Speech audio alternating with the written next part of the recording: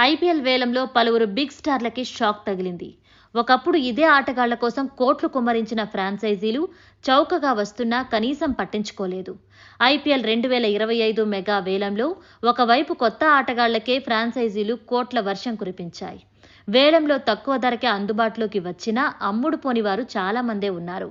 అంతర్జాతీయ మ్యాచ్లలో అనుభవం, క్రేజ్ ఉన్న ఆటగాళ్లని సైతం ఐపీఎల్ ఫ్రాంచైజీలు పక్కన పెట్టేశాయి. ఈ జాబితాలో సన్ రైజర్స్ హైదరాబాద్ మాజీ కెప్టెన్ డేవిడ్ వార్నర్ కూడా ఉండటం గమనార్హం. అలానే భారత్ ప్లేయర్లు పృథ్వీ షా, మయాంక్ అగర్వాల్ తదితరులకి కూడా నిరాశ తప్పలేదు. సేల్ కాని క్రికెటర్స్ ఎవరో చూద్దాం.